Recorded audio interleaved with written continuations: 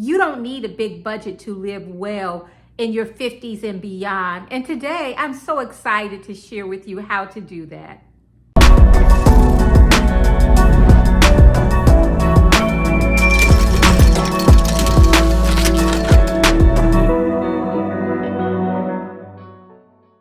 Today, I'm going to share with you 6 smart budget tips for women in their 50s, 60s, and beyond. Tip number 1 and 2 involve going to the grocery store, so let's go. The first tip is to buy seasonal produce, and you see me going into my local grocery store, Kroger. They had the cutest fall decor as I was entering into the grocery store. For $1.99, I snagged some really good seasonal fruit, blackberries that went right into my basket, and I also snagged some raspberries for $1 once again and 99 cents. Next, let's move on and see what other seasonal finds we can locate. I happened upon for $2.49 a nice size personal watermelon, and also for $2.88, look at that nice pineapple. Let's see what other seasonal finds we can locate. Now I see some peaches for $1.49 per pound, and they look delicious. Let's go find some discounts. Everything in the discount bin is $1.50. Now, 8 weeks ago, it has always been 99 cents. But there's still really good deals. Here you have apples, and a lot of times I find organic fruits and vegetables in this bin. There are nice looking limes. We see here we have some squash. Also, as I dig through, I saw some bell peppers. I didn't get a good picture of those, but there's zucchini. You can find all kinds of really nice finds. I decided to grab these potatoes. I think I did pretty good, and you can too if you shop your local store discount bins. Tip number 3, cook at home instead of takeout or ordering food. It's simple, but it saves you lots of money if you're used to going out to eat, takeout, or ordering food. So once again, cook at home. Tip number 4 is to batch cook and freeze meals. And I'm going to just show you what I have in my refrigerator and freezer that I have done just that. Let's look and see what I have in my refrigerator.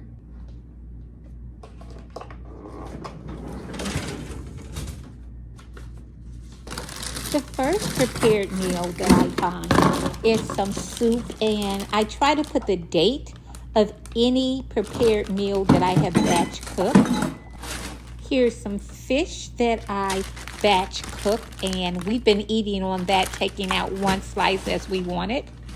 Next are some protein egg breakfast muffins, and I also found some green beans. Now let's head out to my garage where we have 2 freezers, upright freezers. This one, the white one we bought during COVID, it's now empty because we don't store enough food, but we need it when we need it. And then this was given to us from our neighbors when they moved, and this is so old, hence the icicles and such, but it's still good. Here is some tomato sauce that I made from excess tomatoes in my garden, and I have a couple of those in the freezer. Next, I located cabbage, and I believe I have 2 bags of cabbage left that I batch cooked. Next, I have about, I believe, 16 bags of collard and kale greens, and that's what you see there. There's a close-up of all the bags of greens, and I have a couple of other shells with them on there. Number 5 is thrift shopping, and I'm excited to show you what I found. The thing about thrift shopping is, at least for me, You never know what you're going to find. And so the whole process is like a secret treasure hunt. Sometimes you win and sometimes you lose. I don't buy as many clothes, so I'm excited to share with you. And I haven't even looked up the price if I would have bought this brand new, but I will put it here in the video. But I found a food dehydrator.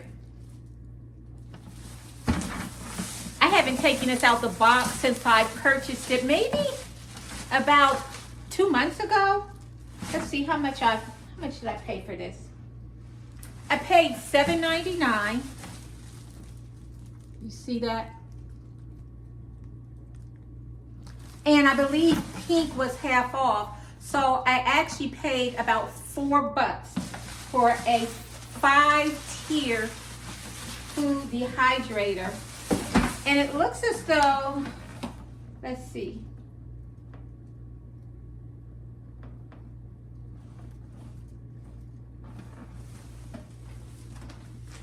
I was looking at this pink tag right here, and just to see if it said where it came from. It looked like it was ordered from a large store, but I wanted you to see everything it does. It dries food, it dries fruits, vegetables, beef jerky, even flowers, and craft projects.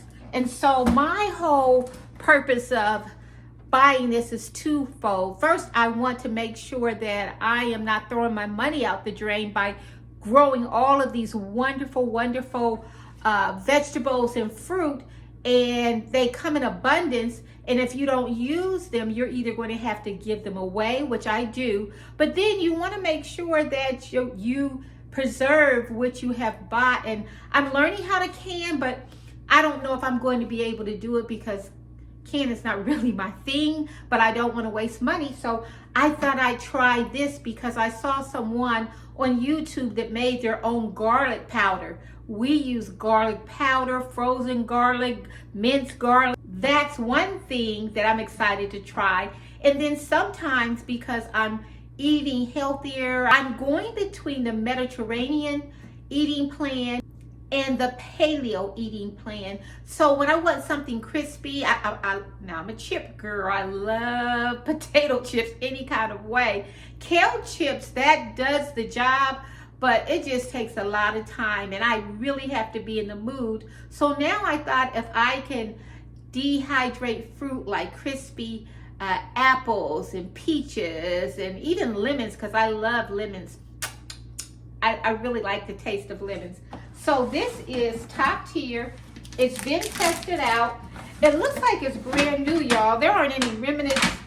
Let me see if I can, without taking the whole thing out. There aren't any remnants of food or anything. This is brand spanking new.